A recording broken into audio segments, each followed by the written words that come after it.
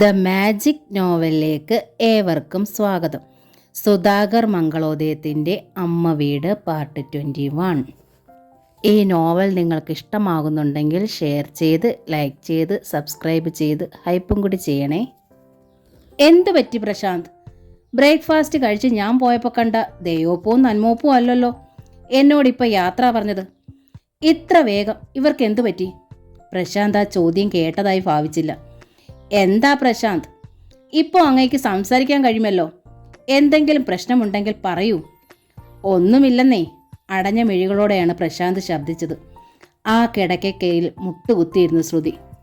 പ്രശാന്ത്, ഈ സന്തോഷത്തിന് വേണ്ടി മരിക്കാൻ പോലും തയ്യാറാ ഞാൻ. പ്രാർത്ഥന ശീലമാക്കിയിട്ടുള്ളവളല്ല ഞാൻ. പക്ഷെ പ്രശാന്ത് ഈ ഹോസ്പിറ്റലിൽ എത്തിയ ശേഷം ഞാൻ ഏതു നേരം ഈ ജീവന് വേണ്ടി ദൈവത്തോട് അപേക്ഷിച്ചുകൊണ്ടിരിക്കുകയായിരുന്നു. ഒടുവിൽ പ്രശാന്തിന് സംസാരിക്കാറായി. എനിക്ക് നിറഞ്ഞ പ്രതീക്ഷയായി. പ്രശാന്തിനെ എൻ്റെ കൈക്കടന്നയിലേക്ക് വെച്ച് തന്ന ദൈവത്തിനോട് നന്ദിയാണ്. എന്നിട്ടും എന്നിലെ മാറ്റവും എൻ്റെ സ്നേഹവും കാണുന്ന ഭാവമില്ല ഈ മുഖത്ത്. ഇനിയും പ്രശാന്ത് ആഗ്രഹിക്കുന്ന തരത്തിലേക്ക് എത്തിയിട്ടില്ലേ ശ്രുതി? പറയൂ പറയൂ, ഞാൻ എന്താ മോനെ വേണ്ടത്? പറഞ്ഞു തീർന്നപ്പോൾ ശ്രുതി കരഞ്ഞുപോയി. പ്രശാന്തിൻ്റെയും കണ്ണുകൾ തുളുമ്പി. അയാൾ പക്ഷേ ശ്രുതിയുടെ നേർക്ക് തിരിഞ്ഞില്ല. അപ്പോഴേക്കും വാതിൽ കടന്ന് ഡോക്ടർ സുജിത്ത് മുറിയിലേക്ക് വന്നു. അതോടെ ശ്രുതി കട്ടിലിൽ നിന്ന് എണീറ്റു. ശ്രുതിക്കിപ്പോൾ ഡ്യൂട്ടിയിലല്ലേ? അതെ, ഞാൻ ഇറങ്ങാൻ തുടങ്ങുകയായിരുന്നു. പ്രശാന്തിൻ്റെ സിസ്റ്റേഴ്സ് ഉണ്ടായിരുന്നു ഇവിടെ. അവർ പോയ സ്ഥിതിക്ക് സിസ്റ്റർ അജിതയെ വിളിച്ചാക്കിയിട്ടേ ഞാൻ പോകുന്നുള്ളൂ. അവരിപ്പോൾ ഫ്രീ ആണ്. പ്രശാന്തിന് കൂട്ടിനാണെങ്കിൽ ഞാനിരിക്കാൻ ശ്രുതി. ഡോക്ടർ ഇരുന്നോളൂ. എന്നാലും ഡോക്ടർ മടങ്ങുമ്പോഴേക്കും ആൾ വേണമല്ലോ. ഫോണുമായി ശ്രുതി കോറിഡോറിലേക്ക് ഇറങ്ങി. 2 നിമിഷം കഴിഞ്ഞ് അവൾ വീണ്ടും വാതിക്കലെത്തി. അജിത വരും. ശ്രുതി തിരിഞ്ഞു നടന്നു. ശ്രുതി ഒരുപാട് മാറി പ്രശാന്ത്, സുജിത്ത് പറഞ്ഞു. നിങ്ങൾ അബോധാവസ്ഥയിലിരുന്ന ദിവസങ്ങളിലാണ് ശ്രുതിയുടെ ഭർത്തൃസ്നേഹം ഞാൻ കാണുന്നത്. താങ്കൾ എന്നെ പരിഹസിക്കുകയാണോ? പ്രശാന്ത് അങ്ങനെ ചോദിക്കണത് ആ ദിവസങ്ങളിൽ ശ്രുതിയെ നിങ്ങൾ കാണാഞ്ഞിട്ട. ഒരിക്കൽ ഉള്ളുകൊണ്ട് എനിക്കും പുച്ഛമായിരുന്നു നിങ്ങളുടെ ഭാര്യയോട്. ശ്രുതിയുടെ 2 എക്സ്ട്രിമിറ്റീസും ഞാൻ കണ്ടിട്ടുണ്ട് പ്രശാന്ത്. ഇനി നിങ്ങൾ ഭാര്യയെ സംശയിക്കണത് ശരിയല്ല. നിങ്ങൾ ഞങ്ങളുടെ MDയുടെ ഭാര്യയോട് ചോദിച്ചു നോക്കൂ. അവർ പറയും നിങ്ങളെ ജീവിതത്തിലേക്ക് തിരിച്ചു കൊണ്ടുവന്നത് ദൈവമല്ല, ശ്രുതിയാണെന്നും. പ്രശാന്ത് പക്ഷേ മുഖം തിരിച്ചു കളഞ്ഞു. അപ്പോഴേക്കും സിസ്റ്റർ അജിത ഡോറിലെത്തി. അതോടെ സുജിത്ത് എഴുന്നേറ്റ് പുറത്തേക്ക് നടന്നു. കണ്ണുകൾ പൂട്ടിവെച്ചു പ്രശാന്ത് ഉറക്കം നടിച്ചു. ഒരു എമർജൻസി സിസേറിയൻ ഒരുങ്ങി റൂമിൽ നിന്ന് പുറത്തേക്ക് വരികയായിരുന്നു ശ്രുതി. അപ്പോഴാണ് ഒറ്റക്കാലിനായ ഒരു മനുഷ്യനെ താങ്ങി പിടിച്ച് ഒരു ഗർഭിണി കോറിഡോറിലൂടെ നടന്നു വന്നത്. സാരിയാണ് വേഷം. നെറ്റിയിൽ വലിയ വട്ടപ്പൊട്ടും മേലെ ചന്ദനവരയും. മുഖം ശരിക്കും പരിചിതം. പക്ഷേ ആരാണെന്ന് ശ്രുതിക്ക് മനസ്സിലായതേയില്ല. പെട്ടെന്നാണ് ഗർഭിണി വിളിച്ചത്. ഡോക്ടറെ, എന്നെ അറിയത്തില്ലയോ? ഞാനാന്നേ, രാജസുലോചന. ആദ്യം ഒരു ഞെട്ടലും തുടർന്നൊരു കോരിത്തരിപ്പും. ശ്രുതിയുടെ മിഴികൾ വിടർന്നു. രാജസുലോചന വെറും ഒരു വീട്ടുവേലക്കാരിയായിരുന്നെങ്കിലും ആ പേരും വ്യക്തിത്വവും അവസ്മരണീയമായിരുന്നു ശ്രുതിക്ക്. വന്നു കയറിയ സമയത്ത് എങ്ങനെ ഒഴിവാക്കുമെന്ന് ഭയപ്പെട്ടിരുന്ന ദുരിതമായിരുന്നു അവൾ. ഒടുവിൽ പടിയിറങ്ങിയപ്പോഴോ മനസ്സ് മൊത്തം എന്തോ കളഞ്ഞുപോയ നഷ്ടബോധം ഉണർത്തിയ ഉറ്റമിത്രവും. അയ്യോ, ഓർക്കുന്നില്ലയോ എന്നെ? മുഖത്ത് വിരൽ ചേർത്ത് സുലോചന. അത്ര പെരുത്ത കാലമൊന്നും ആയിട്ടില്ലല്ലോ. ഡോക്ടറെ വീട്ടിൽ അടുക്കള പണിക്ക് വന്ന രാജസുലോചനയല്ലയോ ഞാൻ? ഒരു വാക്കേറ്റക്കാരി, മൂശേട്ട. അങ്ങനെ മറക്കാൻ പറ്റത്തില്ലല്ലോ ഡോക്ടർക്കും അമ്മയ്ക്കും എന്നെ. ഒട്ടും ഇഷ്ടമല്ലായിരുന്നു ഡോക്ടർക്ക് എന്നെ. ഭർത്താവിനും അമ്മായിയമ്മയ്ക്കും മറിച്ചും നോൺ വെജ് ഉണ്ടാക്കി കൊടുത്ത് ആ അമ്മച്ചിയെ പുകച്ചോടിക്കാൻ തെരഞ്ഞു പിടിച്ചു കൊണ്ടുവന്നവളല്ലായിരുന്നോ ഞാൻ? ആ അമ്മച്ചിക്കാന്നേ എൻ്റെ കൂടെ പെറ്റ മോളോടൊന്നുള്ള പോലത്തെ സ്നേഹവും. മൂശേട്ടയായിരുന്നവളെ അഷ്ടലക്ഷ്മിയാക്കി തിരിച്ചയച്ചത് ആ അമ്മച്ചിയാ. അന്നൊരു തത്തയുണ്ടായിരുന്നു ആ വീടിൻ്റെ പിന്നിലെ വരാന്തയിൽ തൂക്കിയിട്ടിരുന്ന കൂട്ടിൽ. പേര് ശാരിക. അവൾ എന്നെ സുലൂന്നാ വിളിച്ചിരുന്നേ. അത് ഓർക്കുമ്പോഴിപ്പോഴും എൻ്റെ ചങ്ക് പൊടിയും. എനിക്കുണ്ടാവുന്നതൊരു പെങ്കൊച്ചാന്നേ. ഞാൻ അതിന് ശാരികയെന്നേ പേരിടത്തോളൂ. ഇപ്പോൾ ഓർമ്മ വരുന്നുണ്ടോ എന്നെ? അടുക്കള പാത്രങ്ങൾ തട്ടി മറിഞ്ഞു വീഴുന്ന ശബ്ദത്തിൽ അവൾ ചിരിച്ചു. ശ്രുതി നടന്നെടുത്ത് ആ കൈ കവർന്നു. ഇത്രയുമൊക്കെ പറയാതെ തന്നെ ഈ പേര് കേട്ടാൽ മതി, എനിക്ക് സുലോചന ഓർമ്മ വരും. പക്ഷേ ഓർക്കാപ്പുറത്ത് മുന്നിൽ കണ്ടപ്പോൾ, കൂടെ ഒരാളെയും കൂടെ കണ്ടപ്പോൾ പെട്ടെന്നൊരു സ്ഥലകാല വിഭ്രാന്തി. അതുമാത്രമൊന്നുമല്ല, സുലോചന വീണ്ടും ചിരിച്ചു. ഞാൻ ഇച്ചിരി തടിച്ചിട്ടുണ്ട്, പിന്നെ ഇച്ചിരി വയറും വീർത്തുമല്ലോ. പിന്നെ കൂടെ എൻ്റെ ചേട്ടനെ കൂടി കണ്ടപ്പോൾ മനസ്സിലായി കാണത്തില്ല ഡോക്ടർക്ക്. എന്നാലും പറഞ്ഞപ്പോൾ തിരിച്ചറിഞ്ഞല്ലോ. സന്തോഷമായി സുലോചനയ്ക്ക്. സുലോചനയെക്കുറിച്ച് ഞാൻ പലപ്പോഴും ഓർത്തിട്ടുണ്ട്. ഇയാളെന്താ പിന്നെ വീട്ടിലേക്ക് വരാതിരുന്നത്? ഓർക്കാഞ്ഞിട്ടോ ആഗ്രഹിക്കാഞ്ഞിട്ടോ അല്ല ഡോക്ടറെ, സത്യവാ പറയുന്നേ. 5-ന് എണീച്ച രാത്രി 10-ന് കിടക്കുവോളം എനിക്ക് നേരമില്ലാഞ്ഞിട്ടാ. ആഹാരം ഉണ്ടാക്കണം, വയ്യാത്ത ചേട്ടനെ ശുശ്രൂഷിക്കണം, കടയിൽ കൊണ്ടാക്കണം, കൊണ്ട് നടന്നുള്ള ഇച്ചിരി മലക്കറി കച്ചവടവും ഞാൻ തുടങ്ങി. 4 കാശുണ്ടെങ്കിൽ ഉണ്ടാക്കി വെച്ചാലല്ലേ കുഞ്ഞുങ്ങളുണ്ടാകുമ്പോൾ പ്രയോജനപ്പെടുത്തുള്ളൂ. നിത്യോപയോഗ സാധനങ്ങൾക്കൊക്കെ എന്തൊരു വിലയാ. വയ്യാത്ത ഒരാൾ മാത്രം വിചാരിച്ചാൽ എന്തൊരു നടക്കാനാ കൊണ്ടാ. എന്നാലും ഞങ്ങൾക്ക് നല്ല സുഖമാണ് കേട്ടോ. മനുഷ്യന്മാരെ പോലെ ഞാൻ ജീവിക്കാൻ തുടങ്ങിയിട്ടും ദേ ഇത്രയും നാളായോളൂ ഡോക്ടറെ. ഒക്കെ എൻ്റെ ചേട്ടൻ്റെ ഒരു നല്ല മനസ്സ്. ചുണ്ടിൽ കുസൃതി ചിരിയായിരുന്നെങ്കിലും തുള്ളികൾ അടർന്ന മിഴികളോടെ സുലോചന ഭർത്താവിനെ നോക്കി. ഭാര്യയുടെ ചുമലിൽ ചുറ്റിയിരുന്ന കൈ അയാൾ ഒന്നുകൂടി മുറുക്കി. സുലോചന ഡോക്ടറെ കാണാറില്ലേ? ഉവ്വല്ലോ, ഞാൻ ഊർമിള മോഹനചന്ദ്രനെ കാണുന്നേ. ചേട്ടനറിയാവുന്ന ഡോക്ടറാ. പാകതയും പരിചയവും സ്നേഹവുമുള്ള ഡോക്ടറാ. ശ്രുതി ഡോക്ടറുടെ കാര്യം ഞാൻ ചേട്ടൻ്റെ അടുത്ത് പറഞ്ഞതാ. വീട്ടിൽ നിന്ന് പരിചയം പറഞ്ഞുകൊണ്ട് ബുദ്ധിമുട്ടിക്കണ്ടെന്ന് ചേട്ടൻ പറഞ്ഞു. എന്നാലും ഇവിടെ വരുന്നൊരു ദിവസം ഡോക്ടറെ വന്ന് കാണണമെന്നും ഞാൻ വിചാരിച്ചിരുന്നതാ. പ്രശാന്ത് സാറിൻ്റെയും അമ്മയുടെയും യദുക്കുട്ടൻ്റെയും ഒക്കെ വിശേഷങ്ങൾ അറിയാൻ. അപ്പോഴാണ് താൻ ഡ്യൂട്ടിയിലാണെന്നുള്ള കാര്യം ശ്രുതിക്ക് ഓർമ്മ വന്നത്. എങ്കിൽ സൗകര്യപ്രദമായൊരു ദിവസം സുലോചന എന്നെ വന്നൊന്ന് കാണും. ഞാൻ ഇപ്പോൾ ഒരു എമർജൻസി സിസേറിയനുള്ള ഒരുക്കത്തില. പേഷ്യൻ്റ് തിയേറ്ററിൽ കാത്തു കിടക്കുക. സുലോചന വരുമ്പോൾ ഹസ്ബൻഡിനെയും കൊണ്ടുവരണം. അപ്പോൾ നമുക്ക് പരിചയപ്പെടാം. നടന്നു കഴിഞ്ഞു അവൾ.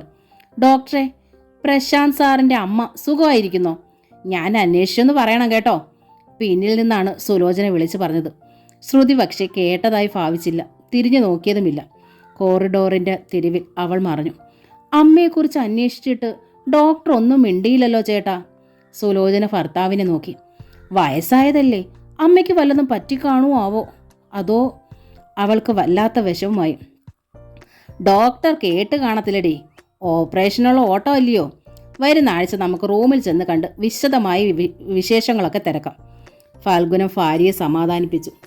ഡോക്ടർ ഊർമിള മോഹനചന്ദ്രനെ കണ്ട ശേഷം പുറത്തേക്ക് ഇറങ്ങുമ്പോഴാണ് കോറിഡോറിലൂടെ നടന്നു വരുന്ന ഡോക്ടർ സുജിത്തിനെ സുലോചന കണ്ടത്. കഴിഞ്ഞ തവണ വന്നപ്പോഴും അവൾ അയാളെ കണ്ടതാണ്. ഭർത്താവ് ഒപ്പമുള്ളതിനാൽ സംസാരിക്കാൻ കൊള്ളാത്ത തരമായതുകൊണ്ട് ഒളിച്ചു കളഞ്ഞു. സുജിത്ത് ഡോക്ടർ ആരാണെന്ന കാര്യം ഭർത്താവിനെ അറിയിക്കുകയും ചെയ്തിരുന്നു. ഇക്കുറി പക്ഷേ സുലോചന നേരെ അയാളുടെ കൺമുന്നിൽ ചെന്ന് പെട്ടു. തൻ്റെ നിലയൊന്നും ആലോചിക്കാതെ സുജിത്ത് വിളിച്ചു തിരക്കി. അല്ല, ആരിത്? ശ്രുതിയുടെ വീട്ടിലുണ്ടായിരുന്ന പഴയ സുലോചനയല്ലയോ? കല്യാണമൊക്കെ കഴിഞ്ഞോടോ? ഉവ്. സുലോചന പിന്നെ ഒഴിഞ്ഞു നിന്നില്ല. ഇതെൻ്റെ ഫാൽഗുനൻ ചേട്ടൻ. ഇപ്പം വീട്ടുപണിക്കൊന്നും പോകുന്നില്ല. ചേട്ടൻ്റെ കുറവൻകോണത്തുള്ള വീട്ടിലാ താമസം. ക്യാരിങ് ആണല്ലേ? സുജിത്ത് അവളെ അടിമുടി നോക്കി. ശ്രുതിയെ ആവും കാണുന്നത്. നല്ലതാ. ഈ സിറ്റിയിലെ നമ്പർ 1 ഗൈനക്കോളജിസ്റ്റ് ശ്രുതി തന്നെയാണ്. പ്രായമായിട്ടുള്ള പ്രഗ്നൻസി ആവുമ്പോൾ സൂക്ഷിക്കണം. ഞാൻ ഊർമിള മോഹനചന്ദ്രനെയാണ് കാണുന്നേ. ബെറ്റർ ശ്രുതിയാ. വെന്റിലേറ്ററിൽ നിന്ന് പ്രശാന്തിനെ റൂമിലോട്ട് കൊണ്ടുവന്ന സ്ഥിതിക്ക് ഇനി ശ്രുതി കുറച്ച് ഫ്രീ ആയിരിക്കും. സുലോചന ഒന്നും വല്ലാതെയായി. അമ്പരപ്പോടെ അവൾ ഭർത്താവിനെയും തുടർന്ന് സുജിത്തിനെയും നോക്കി. ശ്രുതി ഡോക്ടറുടെ ഭർത്താവായ പ്രശാന്ത് സാറിന്റെ കാര്യമാണോ ഡോക്ടർ പറയുന്നേ? ആ, ഒരു ആക്സിഡന്റിൽ പെട്ട് പ്രശാന്ത് കുറെ നാൾ കോമയിലായിരുന്ന കാര്യം സുലോചന അറിഞ്ഞില്ലേ? പേടിക്കണ്ട, അപകടനില തരണം ചെയ്തു കഴിഞ്ഞു. എൻ്റെ ആറ്റുകാലമ്മേ. സുലോചനയുടെ ചുണ്ടുവിരൽ ചുണ്ടോടമർന്നു. ഇനി ഇപ്പം ആരെയും വിളിച്ച് കരയേണ്ട സുലോചന. സുജിത്ത് ചിരിച്ചു.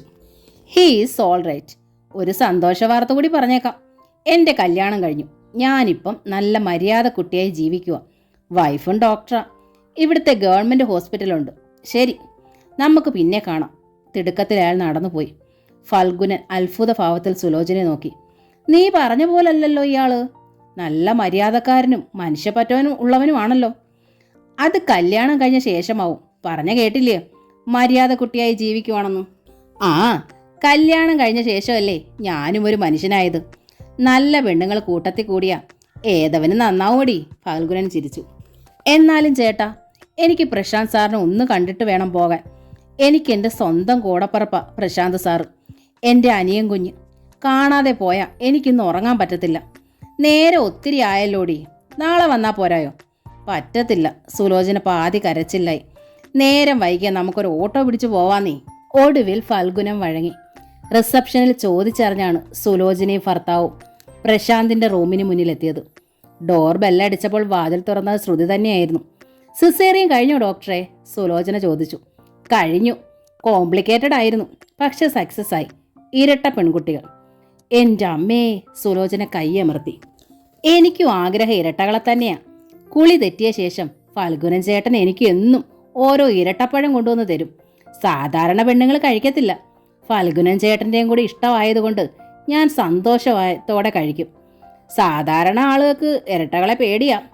വയസ്സായ പ്രസവമല്ലയോ ഡോക്ടറെ? ഫൽഗുനൻ ചോദിച്ചു. ഇനി ഒന്നിനും കൂടി സമയമുണ്ടോയെന്ന് ആർക്കറിയാം. ഒറ്റ കുഞ്ഞു പറ്റത്തില്ല. ഒരു കൂടപ്പിറപ്പില്ലാത്ത ജീവിതത്തിന് എന്തോ ഒരു സുഖം. ഡോക്ടർ ഊർമിള എന്തു പറഞ്ഞു? രണ്ടുപേരുടെ ആഗ്രഹപ്രകാരം ഇരട്ടകളാണോ തന്നെയോ? അതെ. സുലോചനയ്ക്ക് നാണം വന്നു. അവൾ മുഖം താഴ്ത്തി. സുജിത്ത് ഡോക്ടർ പറഞ്ഞത് ഡോക്ടറെ കാണുന്നതാ നല്ലതെന്നാ. പ്രശാന്ത് സാർ ഇവിടെ ഉണ്ടെന്ന് പറഞ്ഞതും സുജിത്ത് ഡോക്ടറാ. പഴയ ആളൊന്നുമല്ല, നല്ല ഫസ്റ്റ് മര്യാദക്കാരൻ.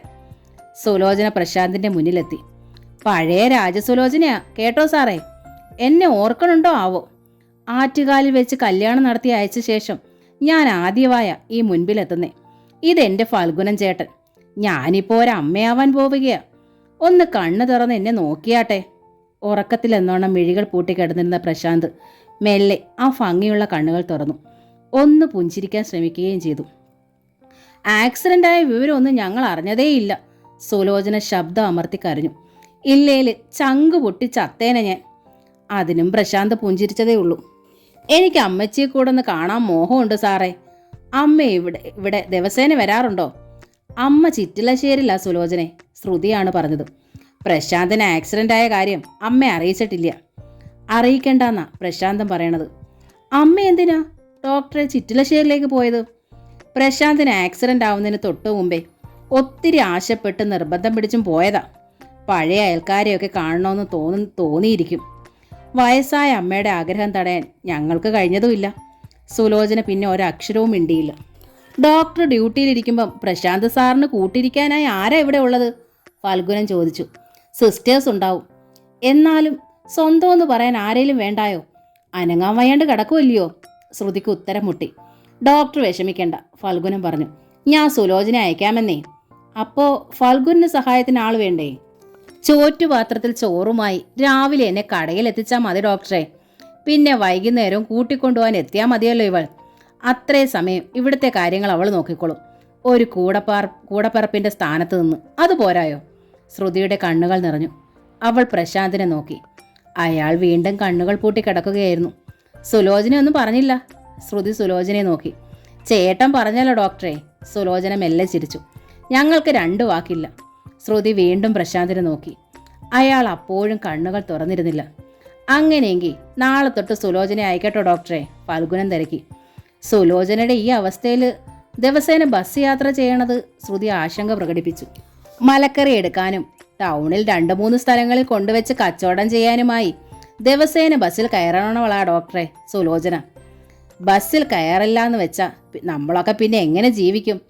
ശ്രുതി ഡോക്ടർക്കും പ്രശാന്ത് സാറിനും വേണ്ടിയാവുമ്പോൾ സുലോചന സന്തോഷമായി ബസ്സിൽ കയറി വന്നു പോകും. മതിയോ? പുഞ്ചിരിൽ ശ്രുതി തലയാട്ടി. പിറ്റേന്ന് അവൾ ഡ്യൂട്ടിക്ക് ഇറങ്ങും മുമ്പേ പ്രശാന്തിന്റെ മുറിയിൽ സുലോചന ഡ്യൂട്ടിക്കെത്തി. തങ്ങൾ തനിച്ചായപ്പോൾ പ്രശാന്ത് സുലോചനയോട് തിരക്കി. ഞാനൊരു കാര്യം ചോദിച്ചാൽ സത്യം പറയൂ? സത്യമേ സുലോചന പറയത്തുള്ളൂ. അതാ എൻ്റെ ഒരു കുഴപ്പം സാറേ. മുൻപ് വീട്ടിൽ ജോലിക്ക് നിൽക്കുമ്പോൾ ശ്രുതിക്കെതിരെ പലതും എൻ്റെ അടുത്ത് പറഞ്ഞു തന്നിട്ടുണ്ട്. നേരല്ലേ? നേരാ. അന്നേരം അങ്ങനെ തോന്നി. മനസ്സിൽ തോന്നിയത് അതേപടി പറയുകയും ചെയ്തു.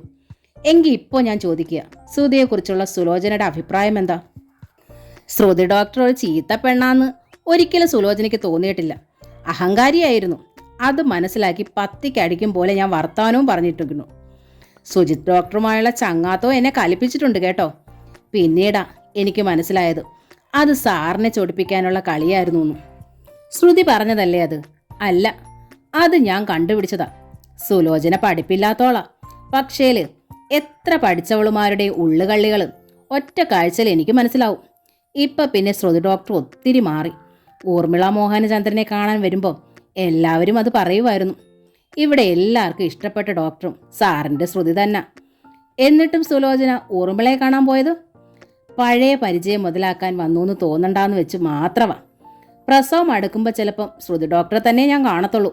ആദ്യത്തെ കൊച്ചല്ലേ, കടിഞ്ഞൂല് പ്രസവമല്ലേ. ഫൽഗുനൻ ചേട്ടൻ്റെ അഭിപ്രായം അതാ. പക്ഷേ എൻ്റെ അഭിപ്രായം അങ്ങനെയല്ല. ഞാൻ ശ്രുതി ഡോക്ടറെ കാണണ്ടെന്നാ. സുലോചനയുടെ കാര്യമല്ല ഞാൻ പറഞ്ഞത്, എൻ്റെ കാര്യമാ. ഇവിടെ എഴുന്നേറ്റ ശ്രുതിയിൽ നിന്ന് നിയമപരമായി വേർപിരിയാനാ എൻ്റെ തീരുമാനം. സുലോചനയിൽ വല്ലാത്തൊരു ഞെട്ടലുണ്ടായി, വലിയ പരിഭ്രമവും. അഭിപ്രായം ചോദിക്കാൻ എനിക്ക് ധാരാളം ആളുകളുണ്ട്. പക്ഷേ സുലോചനയുടെ പച്ചയായ അഭിപ്രായം എനിക്ക് വേണ്ടത്. പഴയതിലും നല്ലതായപ്പോഴാണോ ശ്രുതി ഡോക്ടർ സാറിന് വേണ്ടാത്തവളായത്? പഴയതിലും നല്ലതായത് മനഃപൂർവ്വമാണ്. ചെയ്തതൊക്കെ തെറ്റാണെന്ന് തോന്നിയത് കൊണ്ടും ഞാൻ നല്ലതായത് സ്വാഭാവികമായി ഞാൻ നല്ലതായിരുന്നത് കൊണ്ടും. തെറ്റു മനസ്സിലായാൽ തിരുത്താൻ അവകാശമില്ലയോ മനുഷ്യന്മാർക്ക്? തിരുത്തിക്കോട്ടെ, ഞങ്ങൾ ഇനി ഒരുമിച്ചില്ലെന്നേ ഉള്ളൂ. മനസ്സ് കഴിച്ചു, അതിലിനി മധുരം വരില്ല. കുട്ടികളെ വിട്ടു തന്നാൽ സന്തോഷം, ഇല്ലെങ്കിൽ എൻ്റെ ജീവിതത്തിൽ എൻ്റെ അമ്മ മാത്രമേ കാണൂ. മാറാത്ത തീരുമാനമാണോ ഇത്? എന്തിനാ മാറ്റണത്? ഞാൻ ഇങ്ങനെ കിടക്കണത് പോലും ശ്രുതിയുടെ അച്ഛ കാരണോ? ശ്രുതിക്ക് അതിൽ പങ്കില്ലെങ്കിൽ പോലും എനിക്കിനി ആ കൂട്ട് വേണ്ട. ഡോക്ടറോട് പറഞ്ഞോ ഇത്? ഇല്ല, സന്ദർഭം കാത്തിരിക്കുക ഞാൻ. വൈകുന്നേരം മടങ്ങും വരെ സുലോചന പിന്നെ ശബ്ദിച്ചില്ല. പ്രശാന്ത് കേൾക്കെ ശ്രുതിയോടാണ് അവൾ യാത്ര പറഞ്ഞത്. ഞാൻ ഇനി വരത്തില്ല കേട്ടോ, ഈ റൂമിലേക്കല്ല, ഈ ആശുപത്രിയിലേക്ക് പോലും. ഓർക്കാപ്പുറത്തുള്ള വർത്തമാനമായതിന് ശ്രുതിക്ക് അമ്പരപ്പായി. അവൾ പ്രശാന്തിനെ ഒന്ന് നോക്കി. അയാൾ മുഖം തിരിച്ച് കിടക്കുകയായിരുന്നു. അതോടെ ശ്രുതി സുലോചനയെ അഭിമുഖീകരിച്ചു. എന്താ സുലോചനെ ഇങ്ങനെ പറയണത്? എന്തേ അതിനായി സംഭവിച്ചത്? പ്രശാന്ത് എന്തേലും പറഞ്ഞു? ആരും ഒന്നും പറഞ്ഞിട്ടില്ല ഡോക്ടറെ. എനിക്ക് തന്നെത്താനെ അങ്ങനെ ഒരു തോന്നൽ വന്നതാ.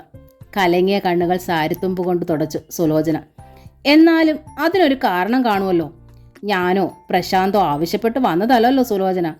ഞാൻ തടസ്സം പറഞ്ഞിട്ടും സ്വയം സന്നദ്ധയായി വന്നതാ. പിന്നെന്തേ ഒറ്റ ദിവസം കൊണ്ടൊരു മനംമാറ്റം? എൻ്റെ ചേട്ടൻ വയ്യാത്തൊരാളാ, അറിയാവല്ലോ. പക്ഷേല് എനിക്ക് ആ മനുഷ്യൻ എൻ്റെ പ്രാണൻ്റെ പ്രാണനാ. സ്വന്തം ഒരു പുരുഷനുള്ളതാ ഒരു പെണ്ണിൻ്റെ ഏറ്റവും വലിയ മനോബലമെന്നും എപ്പോഴും എനിക്ക് തോന്നിയിട്ടുണ്ട്. എന്നിട്ടും എനിക്കൊരാളെ കിട്ടിയില്ല.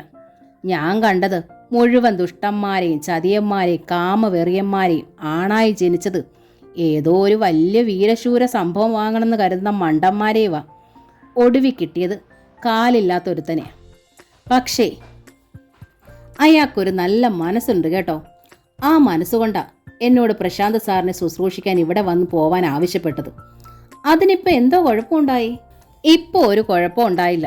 പക്ഷേല് ഞാനിതൊരു പതിവാക്കിയാൽ ആ മനുഷ്യൻ്റെ ഉള്ളിൽ വല്ല കലിപ്പും ഉണ്ടായാലോ? നമ്മുടെയൊക്കെ ജീവിതത്തിൽ ഒരു കളങ്കം വീണാൽ മതി ഡോക്ടറെ. ഇല്ലേല് അവർക്ക് അങ്ങനെ ഒരു സംശയം തോന്നിയാലും മതി. പിന്നെ ഒരു ജന്മം കൊണ്ട് നമുക്കത് തിരുത്താൻ പറ്റില്ല. അതാ ആണുങ്ങളുടെ മനസ്സ്. ശ്രുതി കാണാതെ സുലോചനയുടെ കണ്ണുകൾ പ്രശാന്തിനെ തേടി ചെന്നു. പക്ഷേ ആ മുഖം അവർക്ക് കാണാനായില്ല. കണ്ട വീടുകളിൽ പണിയെടുത്ത് നടന്നവളല്ലയോ ഞാൻ. എൻ്റെ പേരിൽ ഒരു കുറ്റം കണ്ടുപിടിക്കാൻ എന്തൊരെളുപ്പോ. പ്രശാന്ത് സാറിനെ ശുശ്രൂഷിക്കാൻ പോകുന്നെന്ന് പറഞ്ഞതുപോലും എന്നെ പരീക്ഷിക്കാൻ വേണ്ടിയിട്ടല്ലെന്ന് എന്താ ഉറപ്പ്? പകലന്തിയോളം ആ പെട്ടിക്കടയിൽ ഒറ്റയ്ക്ക് കുത്തിയിരിക്കുമ്പോൾ ആ മനസ്സ് തിളച്ച് ചാടിയാലോ? വല്ലവനെ ശുശ്രൂഷിച്ചിട്ട് നട്ടപ്പാതിരയ്ക്ക് കയറി വന്നിരിക്കുന്നോടിയെന്ന് ഒന്ന് ചോദിച്ചാൽ മതി. എനിക്ക് സഹിക്കൂല. കാലില്ലാത്തവന് ചുവന്നുകൊണ്ട് നടക്കാം. നമ്മുടെ സ്നേഹത്തെ തെറ്റിദ്ധരിച്ചാലോ? വേണ്ട ഡോക്ടറെ, ഒരു പരീക്ഷയ്ക്ക് ഞാനില്ല. സാരിത്തലപ്പ് കൊണ്ട് സുലോചന വീണ്ടും കണ്ണു തുടച്ചു. സുലോചനയുടെ വാക്കുകൾക്കുള്ളിൽ എന്തൊക്കെയോ പൊതിഞ്ഞു വച്ചിരിക്കുന്നെന്ന് ശ്രുതിക്ക് മനസ്സിലായി. അതുകൊണ്ട് അവൾ ഒരു മറുപടിയും പറഞ്ഞില്ല. ആണുങ്ങളുടെ മനസ്സിനകത്ത് ഒരു കറുപ്പ് കയറാൻ എളുപ്പമാ. പെണ്ണുങ്ങൾ എപ്പോഴും അത് സൂക്ഷിക്കണം.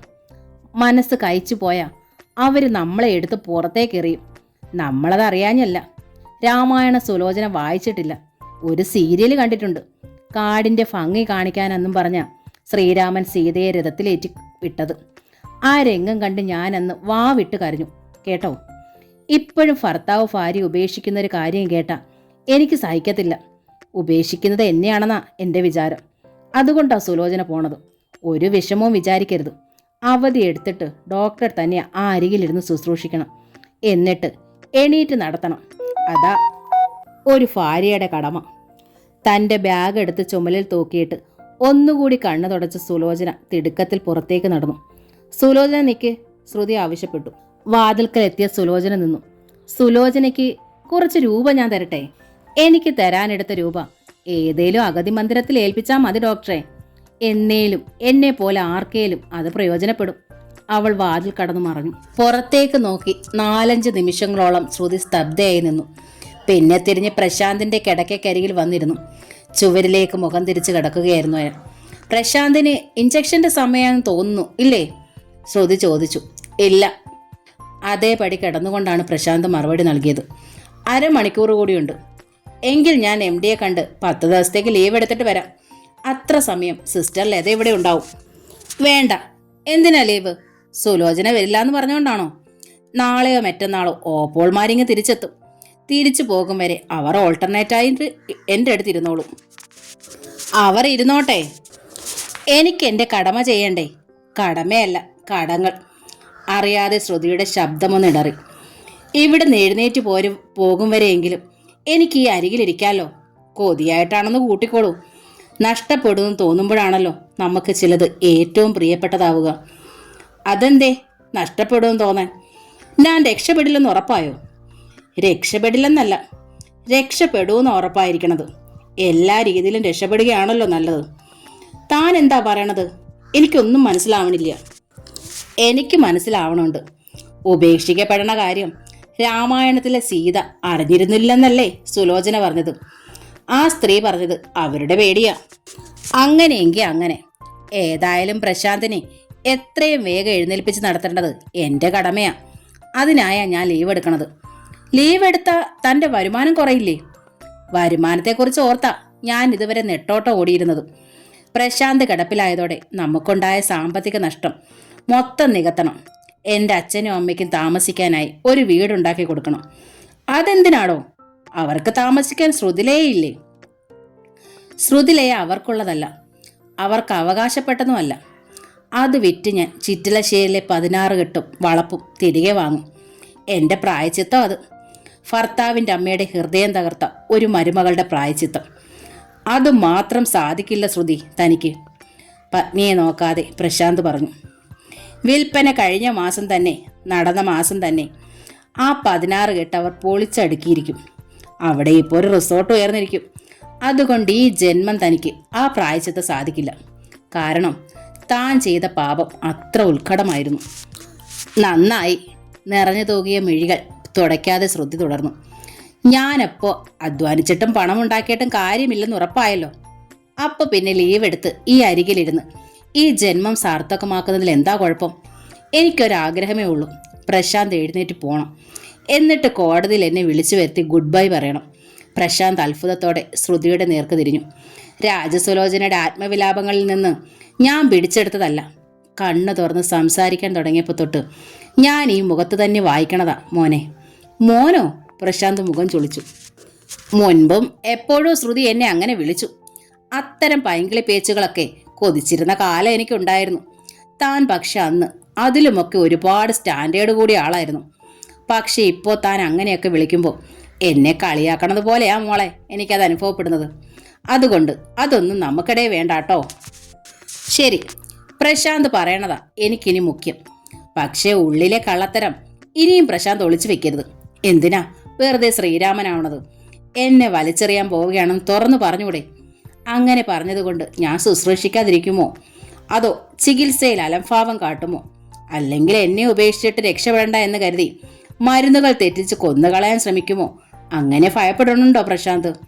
ശ്രുതിയുടെ കണ്ണുകളെ നേരിടാൻ വയ്യാത്ത അവസ്ഥയായി പ്രശാന്തിന്. അയാൾ വീണ്ടും മുഖം തിരിച്ചു. എങ്കിൽ എൻ്റെ ഹസ്ബൻഡ് ദയവ് ചെയ്ത് എന്നെ അങ്ങനെ ഭയപ്പെടരുത്.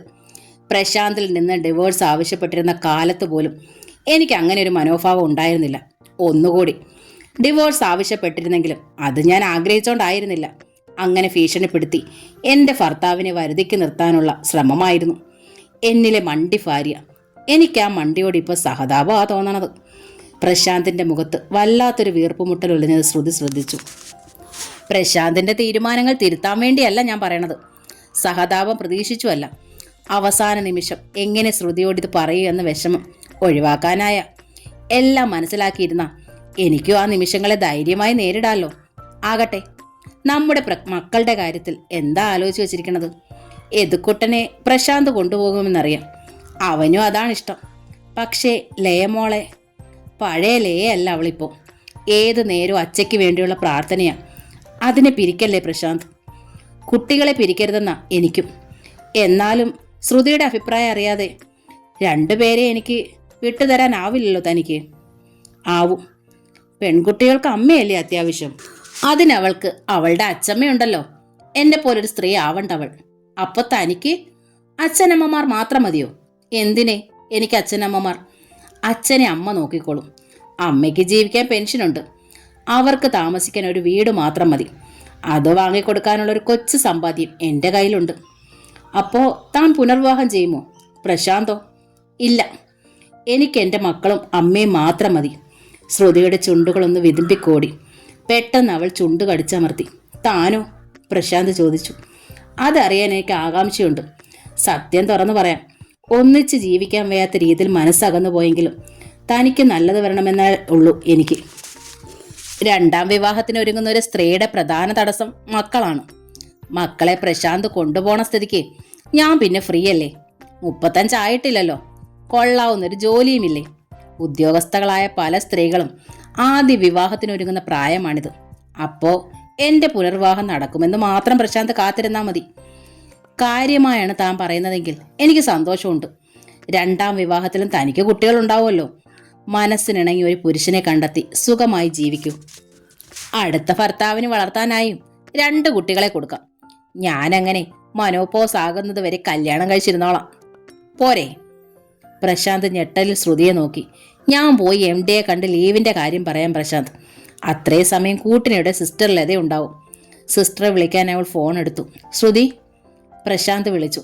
താൻ ഈ പറയണതൊക്കെ കേട്ടിട്ട് എനിക്ക് പേടി തോന്നണു. എന്താ തൻ്റെ മനസ്സിൽ? പ്രശാന്ത് പേടിക്കണ്ട. പ്രശാന്തിന് ദോഷം ഉണ്ടാവണ ഒന്നും ഞാൻ ചെയ്യില്ല. എന്നാലും നമ്മൾ പിരിയണ കാര്യം ഇപ്പോൾ തൻ്റെ അച്ഛനും അമ്മയും അറിയണ്ട പ്ലീസ്. അറിഞ്ഞാ അച്ഛൻ വീണ്ടും ഗുണ്ട അയക്കുമെന്ന് ഭയന്നാണോ? ശ്രുതി ചിരിച്ചു. പ്രശാന്തിൻ്റെ മിഴിയിൽ ഒരു നടുക്കമുണ്ടായി. നോക്കൂ, സാക്ഷാൽ യമരാജന് പോലും ഈ മുറിയിൽ വന്ന് പ്രശാന്തിനെ തൊടാനാവില്ല. ഞാൻ ഗ്യാരണ്ടി ചെയ്യാം. അതിനു മുൻപ് എൻ്റെ ജീവൻ ഒടുങ്ങിയിരിക്കും. പിന്നെ പ്രശാന്ത് ഒരു സത്യം അറിയണം. അച്ഛൻ അയച്ചതല്ല അയാളെ. അച്ഛൻ്റെ കയ്യിൽ നിന്ന് പണം തട്ടാനായി അയാൾ സ്വച്ഛയെ ചെയ്തതാ. പ്രശാന്തിനെ വിശ്വസിക്കാനാവില്ലെങ്കിലും അത്രയും നീചനല്ല ദാമോദരൻ നമ്പൂതിരിപ്പാട്. കാശിനോട് ആർത്തി ഉണ്ടെന്ന് മാത്രം.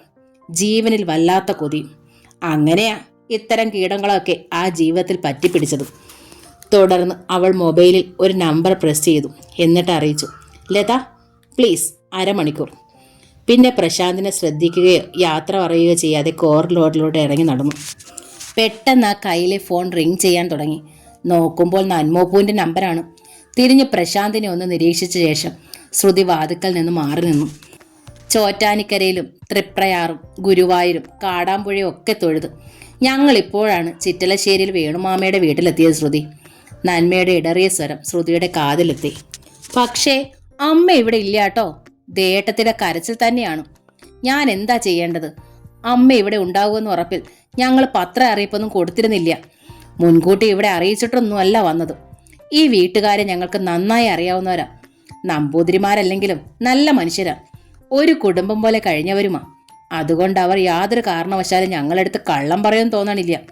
ഒരു നിമിഷത്തേക്ക് ശ്രുതിക്കും എന്തോ മറുപടി പറയണമെന്നറിയാതായി. അമ്മ ശ്രുതിയെ വിളിച്ചു എന്ന് പറഞ്ഞില്ലേ?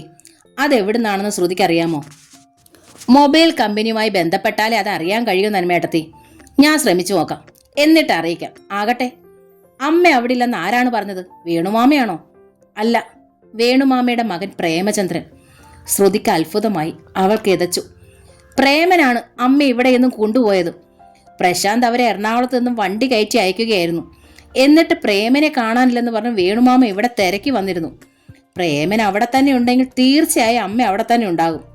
ഇല്ലെങ്കിൽ അവിടെ ഉള്ളവരുടെ അറിവോടെ അമ്മ എവിടെയെങ്കിലും ഒളിച്ചു കഴിയായിരിക്കും. അതെന്തിന്?